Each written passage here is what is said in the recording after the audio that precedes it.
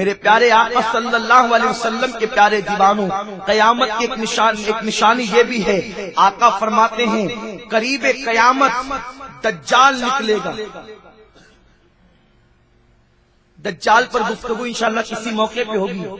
قریب قیامت آقا فرماتے ہیں ایک جانور نکلے گا جس کا نام دابت الارض ہوگا، اور اس کے ہاتھ میں حضرت موسیٰ علیہ السلام کا عصا ہوگا، اور اس کے ہاتھ میں حضرت سلیمان علیہ السلام کی انگوٹھی ہوگی۔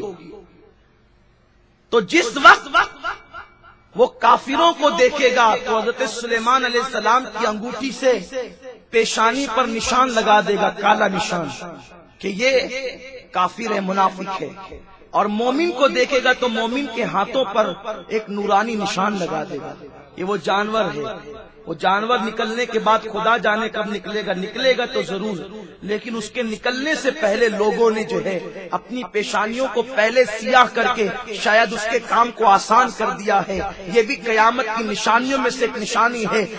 تفسیر ساوی میں علامہ ساوی رحمت اللہ علیہ لکھتے ہیں کہ جو بندہ سجدوں کا نشان اپنی پیشانی پر اس لیے بنائے تاکہ لوگوں کو دکھائے اور ریاکاری کرے، اس بندے کو اللہ دشمن کی حد تک برا جانتا ہے۔ یہ قیامت کی نشانیوں میں سے ایک نشانی ہے۔ میرے پیارے آقا صلی اللہ علیہ وسلم کے پیارے دیوانوں، اس لیے قیامت کی نشانیوں پہ غور کرو۔ آقا کریم صلی اللہ علیہ وسلم فرماتے ہیں قیامت کے دن حدود عرفات اور منا کے اندر ہریالی ہوگی۔ قیامت کے قریب عرفات اور منا کی حدود میں ہریالی ہوگی۔ آج آپ جا کر دیکھیں، جب صحابہ سے میرے آقا کہہ رہے تھے تو صحابہ کو تعجب تھا، حضور یہاں ہریالی کیسے ہو سکتی ہے؟ لیکن آقا نے فرمایا تو یقین کر لیا۔ جب عرفات کے میدان میں جاؤ تو دیکھو کہ وہاں پر نیم کے درخت لگے ہیں، وہاں پر پودے لگ رہے ہیں، ہریالی ہی ہریالی ہو رہی ہے۔ گویا کہ میرے آقا مصطفیٰ کریم صلی اللہ علیہ وسلم جو ہے وہ پہلے ہی ساری سروے رپورٹ پیش کر چکے، لیکن آج امت کی نگاہ اس پر نہیں ہے۔ آقا فرماتے ہیں قیامت کی نشانیوں میں سے ایک نشانی یہ ہے، عورتیں کپڑے پہن کر بھی ننگی رہے گی۔ صحابہ نے عرض کیا حضور یہ کیسے ہو سکتا ہے؟ آقا فرماتے مطلب یہ ہے اتنے پتلے اور اتنے باریک لباس پہنے گی کہ کپڑے پہننے کے بعد بھی ان کا جسم نظر آئے گا۔ اللہ اکبر! آج ایک بھائی اپنی بہن کے جسم پہ پتلے لباس دیکھ کر بھائی کو شرم نہیں آتی، بیوی کو بغیر دوپٹے کے دیکھ کر شوہر کو شرم نہیں آتی، بیٹی کو پارکوں میں بے پردہ گھومتا دیکھ کر باپ کو شرم نہیں آتی۔ گویا کہ نہ باپ منع کرنا چاہتا ہے، نہ شوہر منع کرنا چاہتا ہے، نہ بھائی منع کرنا چاہتا ہے۔ آج ماحول بالکل الٹ ہو گیا ہے۔ آج کے لوگ کہتے ہیں یہ مولوی لوگ جو ہے وہ 1400 سال پرانی باتیں کرتے ہیں، حالانکہ آج تو ترقی کا دور ہے، آج تو جو ہے وہ ٹیکنالوجی کا دور ہے، اور آج تو جدید دور ہے، آج تو نیا دور ہے۔ نادانوں سنو، دور کوئی بھی ہوگا لیکن شریعت میرے مصطفیٰ کی چلے گی، قانون میرے آقا کا چلے گا۔ اور سنو، جن نادانوں نے آقا کریم کی حدیث کو پیٹ کے پیچھے ڈالا، اس باپ سے پوچھو جس نے بیٹی کو پارکوں میں گھومتا ہوا دیکھ کر اس کو روکنے کی کوشش نہیں کی، بعد میں وہ موٹے موٹے آنسوؤں سے رونے لگا، اور اس کی بیٹی نے جس وقت اپنی عصمت کا سودا کیا تو رونے کو مزدور نہ ملے۔ آج کل کی بچیاں جو ہے معاذ اللہ بیوٹی پارلر میں جا کر کے اپنے چہرے کو بنا رہی ہے، مساج کی دکانوں پر جا کر، اور وہاں جانے کے بعد اپنے چہرے کا، اپنے جسم کا مساج کروا رہی ہے۔ وہ جوان لڑکی جس کے بارے میں شریعت کا قانون یہ ہے اگر بیٹی جوان ہو جائے تو ماں کے سامنے بھی وہ اپنے جسم کو کھول نہیں سکتی۔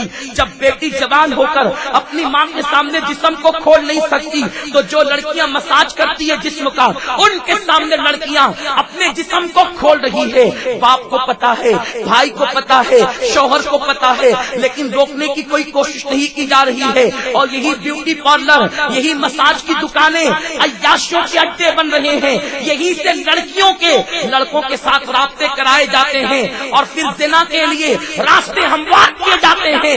اے باپ تیری غیرت کہاں چلی گئی؟ اے بھائی تیری غیرت کہاں چلی گئی؟ اے شوہر تیری غیرت کہاں چلی گئی؟ ایک مسلمان وہ تھا اللہ اکبر جو اپنی بیوی کو مسجد میں جاتا دیکھنا گوارا نہیں کر سکتا تھا، تو کیسا مسلمان ہے کہ تو اپنی بیوی کو بیوٹی پارلر میں تنہا بے فکر بھیج دیتا ہے؟ تو کیسا باپ ہے کہ دکانوں پر اور بے پردہ پارکوں میں اپنی بیوی کو تنہا بھیج دیتا ہے؟ پھر عصمتوں کا سودا نہیں ہوگا تو کیا ہوگا؟ آقا فرماتے ہیں وہ مرد دیوس ہے، دیوس جن کے گھروں کی عورتیں بے پردہ گھومتی ہے اور وہ منع نہیں کرتے، اللہ نہ ان کی نمازیں قبول کرتا ہے نہ ان کی دعائیں قبول کرتا ہے۔ حضرت فاروق اعظم نے اپنی گفتگو سمیٹ رہا ہوں، ایک خاتون تھی حضرت عاتقہ، جناب عاتقہ کو فاروق اعظم نے نکاح کا پیغام دیا۔ عاتقہ نے کہا امیر المومنین سے نکاح کا پیغام منظور ہے، لیکن امیر المومنین عورتوں کو مسجد میں جانے سے منع کرتے ہیں، لیکن مجھے شوق ہے کہ میں 5 وقت مسجد میں پڑھوں، حتیٰ کہ تہجد بھی میں مسجد میں پڑھنا چاہتی ہوں۔ جب وہ میرے شوہر ہو جائیں گے تو ان کی بات پر عمل کرنا میرے لیے ضروری ہوگا، اس شرط پر میں ان کے ساتھ نکاح کروں گی کہ وہ مجھے مسجد میں جانے سے نہیں روکیں گے۔ حضرت فاروق اعظم نے وعدہ کر لیا میں تمہیں منع نہیں کروں گا مسجد میں جانے سے، لیکن نکاح ہو گیا۔ جب نکاح ہو گیا تو سیدنا فاروق اعظم کے ساتھ حضرت عاتقہ کی زندگی گزرنے لگی۔ اب فاروق اعظم کے دل میں ایک قلق تھا، نعرہ تکبیر، نعرہ رسالت، بلبل باغ مدینہ، علماء اہل سنت،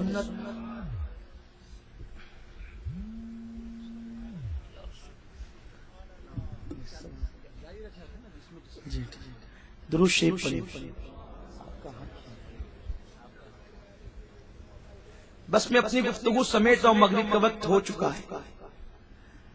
حضرت عاتقہ سے جب نکاح ہو گیا، سیدنا فاروق اعظم کے دل میں قلق ہے کہ میں اور عورتوں کو تو منع کرتا ہوں لیکن اپنی بیوی کو منع نہیں کر پا رہا ہوں، وعدہ جو کر لیا ہے۔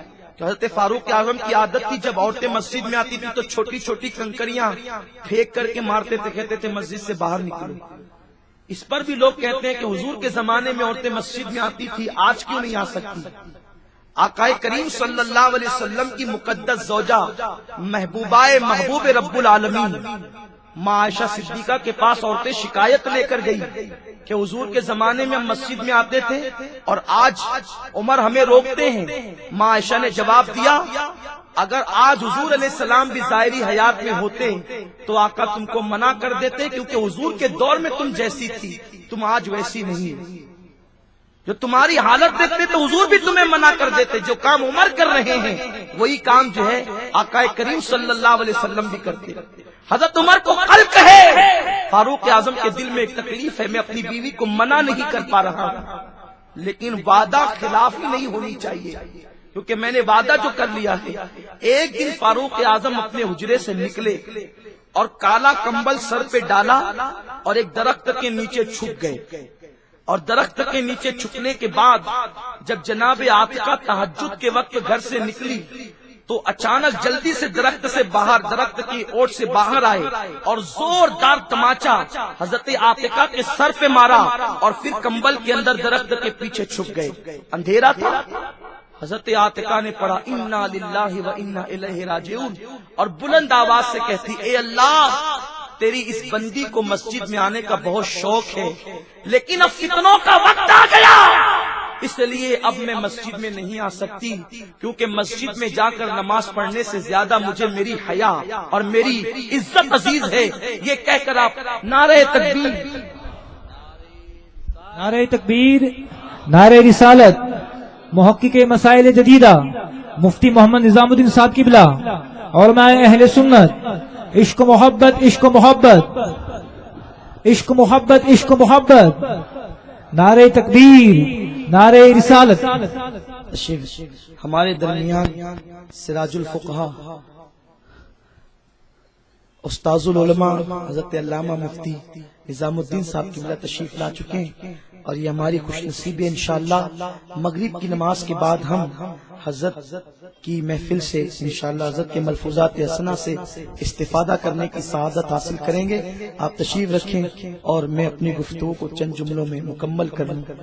جس وقت حضرت عاتقہ نے کہا اور گھر چلی گئی، جب گھر گئی ہے تو آپ کو پتا نہیں چلا کہ جس نے سر پہ ہاتھ مارا وہ آپ کے شوہر ہی ہیں، حضرت عمر ہی ہیں. لیکن آپ کو جب پتا نہیں چلا اور فاروق اعظم نے یہ تدبیر اختیار کی، جب گھر کے اندر گئی تو آپ پھر زندگی بھر کبھی گھر کے باہر نہیں نکلی، بلکہ اس وقت آپ کو گھر سے باہر نکالا گیا جب آپ کا جسم جنازے کے اندر رکھا ہوا تھا. تو کل کے مرد کی غیرت یہ تھی کہ وہ اپنی بیوی کو مسجد میں جاتا دیکھنا گوارا نہیں کرتا تھا، حالانکہ مسجد اللہ کا گھر ہے. آج کا مرد الا ماشاءاللہ اتنا بے حیا ہو گیا ہے کہ بیوی بیوٹی پارلر جا رہی ہے، پھر بھی مرد کو غیرت نہیں کہ وہ اس کو روک سکے.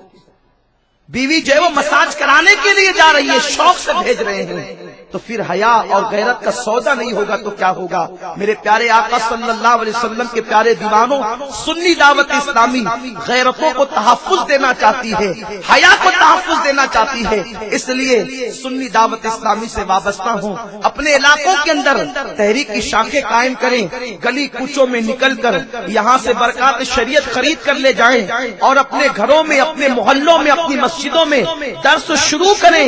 اس لیے کہ آج وہ وقت آ گیا ہے کہ اگر ہم نے اپنے آپ کو اس کام کے لیے تیار نہیں کیا اور لوگوں کے ایمان کے تحفظ کے لیے ہم نے کمر نہ کسا تو کل میدان محشر میں مصطفیٰ کریم صلی اللہ علیہ وسلم کو کیا جواب دیں گے؟ اللہ تعالی ہم آپ کو کہنے سننے سے زیادہ عمل کی توفیق دے. ہم سب سے وہ کام لے جس سے اللہ اس کے محبوب راضی ہو جائیں.